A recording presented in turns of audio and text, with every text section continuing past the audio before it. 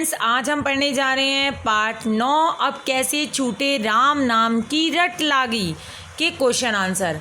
अगर अभी तक आपने मेरे चैनल को लाइक, सब्सक्राइब और शेयर नहीं किया है तो जल्दी से कर दीजिए, क्योंकि हम स्टार्ट करने वाले हैं क्वेश्चन आंसर। पहला क्वेश्चन है, पहले पद में भगवान और भक्त की जिन जिन चीज़ों से तुलना की है उसका उल्लेख करो। बच्चों, क्वेश्चन बदल सकता है, किन किन चीज़ों से तुलना की है, ऐसे भी एग्जामिनर पूछ सकता है। तो उत्तर आपको पता होना चाहिए कि पहले पद में भक्त और भगवान की निम्नलिखित चीज़ों से तुलना की है। भगवान को क्या कहा है और भक्त को क्या कहा है, इसके बारे में अच्छी तरह आपको जानकारी होनी चाहिए। भगवान को अगर चंदन कहा है तो भक्त को पानी कहा है। भगवान चांद है तो भक्त चकोर है। भगवान बादल है तो भक्त क्या है, मोर है। भगवान दीपक है तो भक्त बाती है। भगवान मोती है तो भक्त धागा है। भगवान स्वामी है तो भक्त दास है। भगवान सुहागा है और भक्त सोना है। यहाँ मिस्टेक बच्चे ज़्यादा कर देते हैं, भगवान को सोना कह देते हैं, तो ध्यान दीजिएगा। दूसरा क्वेश्चन है, दूसरे पद में कवि ने गरीब निवाज किसे कहा है, स्पष्ट कीजिए। तो उत्तर है, दूसरे पद में कवि ने अपने प्रभु को गरीब निवास कहा है, क्योंकि वे दीन दुखियों पर दया करने वाले हैं। उन्होंने रैदास जैसे अछूत माने जाने वाले प्राणी को भी संत की पदवी प्रदान कर दी, जिससे वे जन जन के पूज्य बन गए। तीसरा क्वेश्चन है, दूसरे पद की जाकी जोत जगत को लागे तापर तू ही टरे। पंक्ति का क्या आशय है, मतलब पंक्ति का मतलब क्या है। आपने दोहे में से ही अर्थ निकालना, जो मेरी पहली वीडियो में था। इस पंक्ति का आशय है, देते हैं ऐसे आंसर कि संसार जिसे अछूत मानता था, प्रभु आप उनके सिर पर मुकुट रख देते हैं, अर्थात उनकी दृष्टि में सब बराबर है, चाहे वो गरीब हो चाहे वो राजा हो।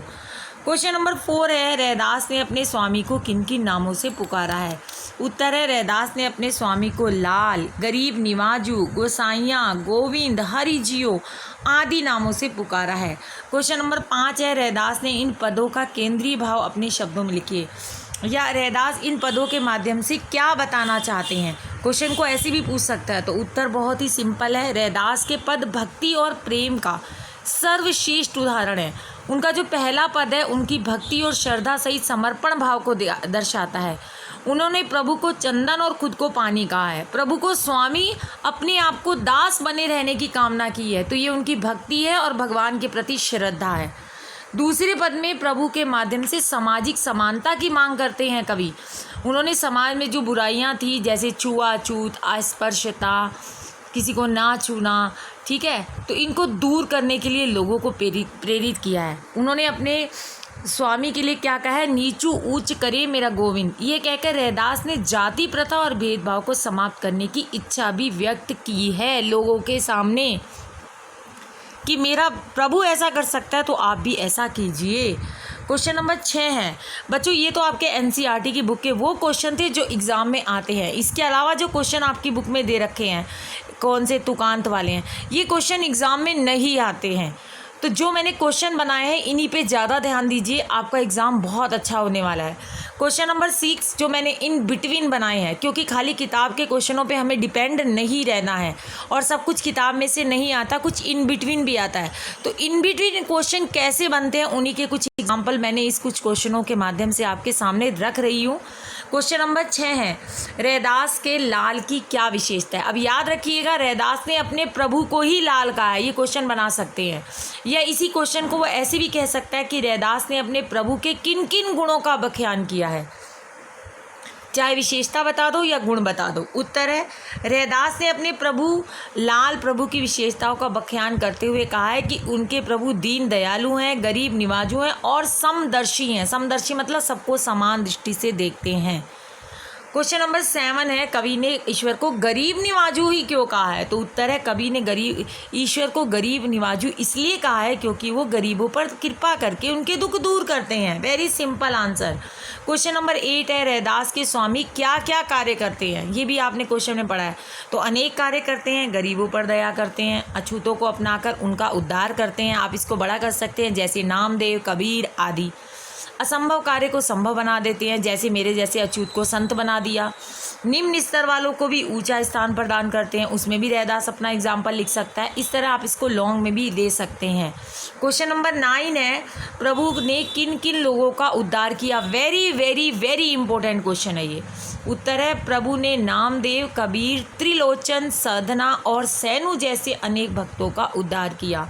क्वेश्चन नंबर 10 है, कवि ने राम नाम की रट क्यों नहीं छूटती। कवि से क्यों नहीं छूट रही राम नाम की रट, ये भी क्वेश्चन को एग्जामिनर पूछ सकता है। तो कवि ने राम नाम की रट इसलिए नहीं छूटी क्योंकि कवि का जीवन प्रभु में इतना घुल मिल गया है कि वे प्रभु के बिना अपना जीवन बेकार समझते हैं।